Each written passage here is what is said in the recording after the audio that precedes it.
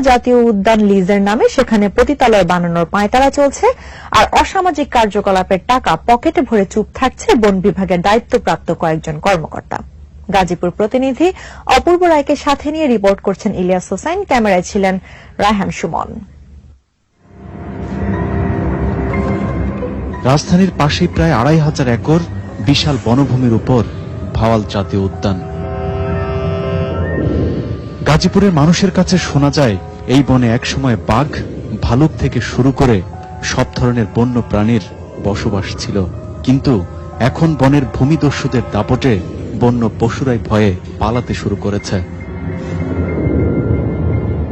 বনের ৩ নম্বর গেট, এই গেটের আরেক নাম ভিআইপি গেট। গেটের পাশেই সরকার কোটি কোটি টাকা খরচ করে বেশ কয়েকটি কটেজ আর রেস্ট হাউস বানিয়েছে। সেখানে বনে ঘুরতে আসা ভিআইপিদের বিশ্রাম নেবার কথা। দেখা যাক কারা বিশ্রাম নিচ্ছে সেখানে। রুম ভাড়া কত করে নেয়? রুম এটা বেশি। কত নেয়? 500 টাকা নিচ্ছে। 500? কতক্ষণের জন্য? 1 ঘন্টা। মেয়ে আপনি নিয়ে আসছেন? জি, আমরা বন্ধু বান্ধব নিয়ে আসছি। ভাবিকে নিয়ে 1 ঘন্টা থাকবার জন্য 500 টাকা যার হাতে দিয়েছেন, বনের সেই কর্মচারীও পাশেই দাঁড়িয়ে পাহারা দিচ্ছেন ভাবি আর দেবরকে। এটা আপনি জানেন না? আপনি এখানকার লোক, আপনি বলবেন না? আমি জানি না দাদা, এটা কি বলবো। সেটাই বলেন, আপনি জানেন না সেটাই বলেন। ভিআইপি গেট থেকে বের হয়ে এবার আমাদের অবস্থান উদ্যানের 4 নম্বর গেট।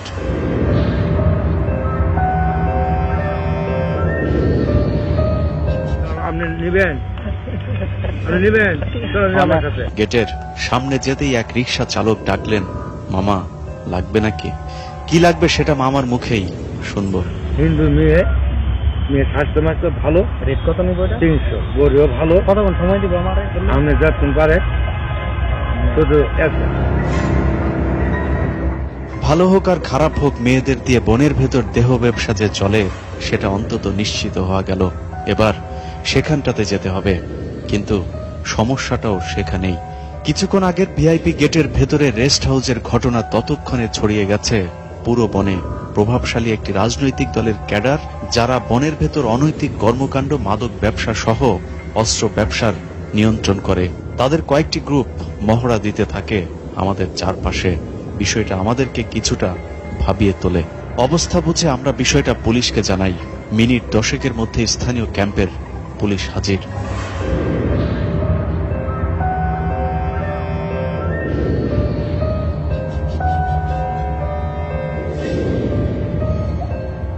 পুলিশের সহযোগিতায় এবার আমরা বনের আরো ভেতরে যাব।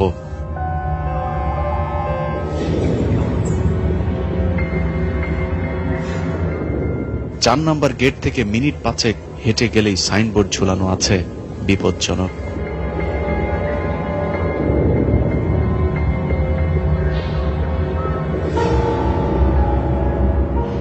বিপজ্জনক এলাকায় সাধারণ মানুষের প্রবেশ নিষেধ, কিন্তু বনের ভেতরের সবচেয়ে বেশি মানুষের আনাগোনা এই এলাকাটিতেই।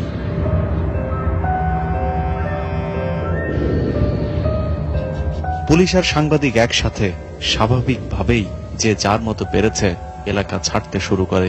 ওই দৌড়াইতেছে, সবাই দৌড় দাও, কিন্তু তা বলতে পারবো নামটা তো পালাইছে না, কইতেছে দৌড় দাও ওইদিকে। তার মানে আমাদের আসার খবর সেখান পর্যন্ত পৌঁছেছে অনেক আগেই, কিন্তু সবাই পালিয়ে গেলেও সেখানে এতক্ষণ কি হয়েছে সেটার প্রমাণ মিলেছে সেখানে ফেলে যাওয়া আলামত দেখেই।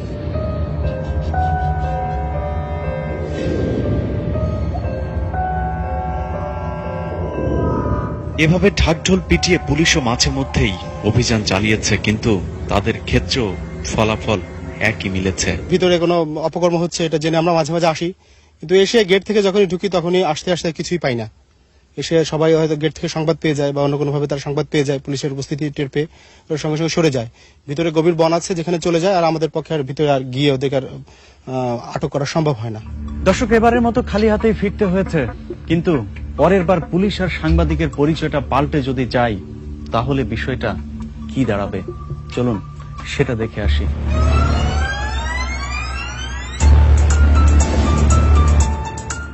ভাওয়াল উদ্যানের 4 নম্বর গেট।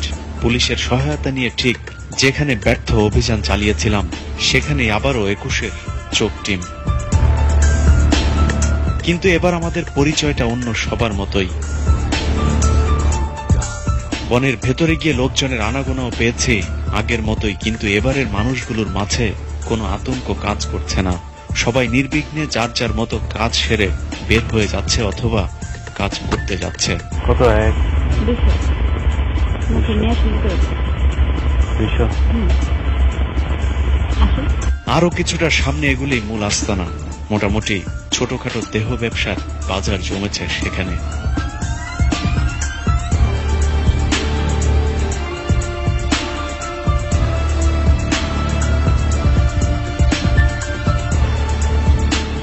বনের ভেতরে তার সাথে বনের কর্মকর্তাদের যোগ সাজসেই চলছে দেহ ব্যবসা, যে কারণেই ক্যামেরা নিয়ে ভেতরে যাওয়া সম্ভব হয়নি।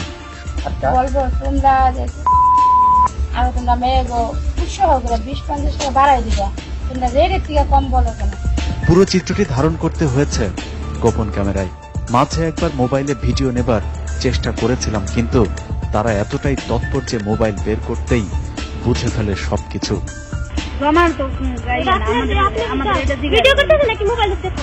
কিছুক্ষণের মধ্যেই ক্যাডাররা এসে ঘিরে ফেলেন। অবশ্য কিছুটা কৌশলী হয়ে সে দফা পার পাই। আমি মোবাইলটা এইভাবে নিয়ে আমি তার সাথে কথা বলছি। বনের প্রায় 5 কিলোমিটার এলাকা জুড়ে এ ধরনের কর্মকাণ্ড চলছে। আমরা তাদের সন্দেহের চোখে আসার পরই ওই এলাকা ছেড়ে আরেক এলাকায় চলে যাই। ওই যে ওদিক দিয়ে যায় যাবার পথেই দেখা হয় বনের এক প্রহরীর সাথে। তার কাছে শোনা যাক বনে এ ধরনের কর্মকাণ্ডের জন্য কারা কত টাকা ভাগ নেয়। কষ্ট দাও বিচার আছে এটা শুনে আমাদের কি বলছে হেরা খায় না, হেরা তখন আগে খায়, সব দিকে আছে খাওয়া আবার বন্ধ করে না। হেরা এগুলো আমরা বন্ধ করছি। আমি দিতাম 1 কেজি, আমি 1.5 কেজি দিতে পারবো না। আমি 1 কেজি মালিক, আমি 1 কেজি পুলিশ দেখতে পার গেটের সামনে থেকে আলে থাকে সব মন্দির উঠছে। অনৈতিক কর্মকাণ্ড নির্বিঘ্নে চালাবার জন্য সব ধরনের ব্যবস্থাও নাকি করেছে কর্তৃপক্ষ।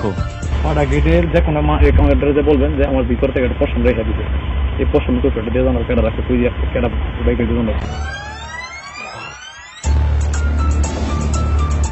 মেন রাস্তা থেকে কতটা ভেতরে এসেছি বলার উপায় নেই, কারণ চারিদিকে শুধু জঙ্গল। আবার বেরিয়ে যাবার সময় রাস্তাটা চেনাও কঠিন হবে। তারপরও আমরা যে কাজে এসেছি সেই কাজ তো করতেই হবে।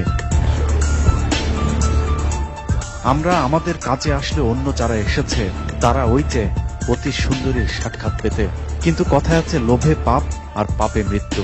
তেমন পাপেই ধরেছে বেশি লোভে পড়া দুজনকে।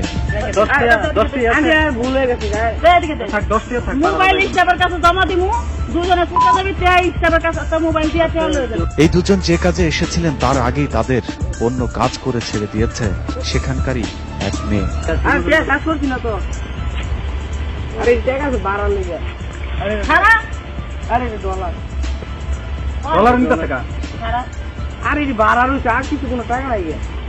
টাকা পয়সা সব হাতিয়ে নিল আমাদের একজনের মধ্যস্থতায়। তাদের বাড়ি যাবার ভাড়াটা অন্তত ফেরত আসে। 10 টাকা দিয়ে দেন, এবারে ডলার 10 টাকা দেন, 12 ভাড়া না থাকলে এরকম ঘটনা অবশ্য সব সময় ঘটে না। এখানকার দেহ ব্যবসায়ীদের যেদিন কাস্টমার কম হয় সেদিন তারা এসব করতে বাধ্য হয়। এক একজন দেহ ব্যবসায়ীকে প্রতিদিন বন ইজারাদারদের কাছে জমা দিতে হয় 1,500 টাকা। ইজারাদাররা সেখান থেকে 500 টাকা পাঠিয়ে দেন বনের দায়িত্বে থাকা কর্মকর্তা বজলুর রহমানের টেবিলে। ইজারাদারদের মধ্যে স্থানীয় আওয়ামী লীগ, বিএনপি নেতা থেকে শুরু করে অসাধু সাংবাদিক, পুলিশের 2-1 এখান থেকে নিয়মিত মাসোয়ারা পান। আর এসবের মূল উদ্যোক্তা হলো ইজারাদার পক্ষ। এখানে ওরা হলো পার্টনার আর কি 7 জন। আচ্ছা, কে কে আছে পার্টনারশিপে? 7 জনের মধ্যে হলো আপনার সাংবাদিক মাসুদুল হক। কিসের সাংবাদিক? উনি ওই যে যদবপুর আছেন আপনার এই যে আজিমুদ্দিন কলেজের প্রফেসর, সাংবাদিক মাসুদুল হক। তার কাছ থেকে মোবাইল নাম্বার নিয়ে আমরা ফোন করি ইজারাদারদের একজন সাংবাদিক মাসুদকে। এখানে যদি কোনো ধরনের মানে অসামাজিক কোনো কার্যকলাপ চলে সেটার দায়ভারটা কাদের, ইজারাদারদের না বনের, এইটা একটু বলেন আপনি।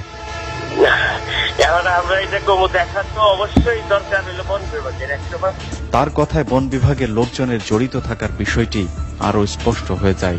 আমরা এবার প্রধান বন কর্মকর্তার সাথে কথা বলবো, কিন্তু তার আগেই সে পালিয়েছে। আমরা ফোন করলে একবার এক এক জায়গায় থাকার কথা বলে আমাদেরকে বিভ্রান্ত করে। এভাবে 3 দিন ঘুরেও তাকে পাওয়া যায়নি। অবশেষে আমাদের পিড়াপিড়িতে অফিস করায় বাদ দিয়ে দেয় বনের এই কর্মকর্তা। দর্শক, অনুষ্ঠানের একেবারে শুরুতে বনের সবচেয়ে হিংস্র জন্তুটির নাম জিজ্ঞেস করেছিলাম। নামটা মুখে না হয় নাই বললাম, আশা করি বুঝাতে পেরেছি। সরকার যদি আসলেই বন রক্ষা করতে চায় তাহলে অবশ্যই এসব বন্য জন্তুরূপী বন কর্মকর্তাদেরকে সরিয়ে বন বিভাগে যারা সৎ কর্মকর্তা আছেন তাদেরকে দায়িত্ব বুঝিয়ে দিতে হবে।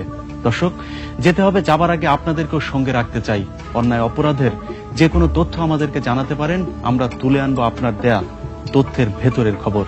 লিখুন এই ঠিকানায়, প্রযোজক 21-এর চোখ, 21 টেলিভিশন, জাহাঙ্গীর টাওয়ার, 10 কারওয়ান বাজার, ঢাকা 1215। ইমেল করতে পারেন 21-tv.com। এই ঠিকানায় কথা বলতে পারেন 01-972-121236 এই নম্বরে। দর্শক, অপরাধ জগতের নতুন কোন অন্ধকার গলির খবর নিয়ে আবারও ফিরে আসবো। ততক্ষণ ভালো থাকুন, সুস্থ থাকুন, অন্যায়ের প্রতিবাদ করুন অথবা তথ্য দিয়ে সহায়তা করুন। দেশ বিদেশের এরকম নিত্য নতুন খবরাখবর নিয়মিত প্রতিদিন পেতে আমাদের চ্যানেলকে সাবস্ক্রাইব করুন এবং আমাদের পরবর্তী ভিডিওগুলো সরাসরি নোটিফিকেশনের মাধ্যমে পেতে সাবস্ক্রাইবের পাশে নোটিফিকেশন বেলে ক্লিক করুন। ধন্যবাদ।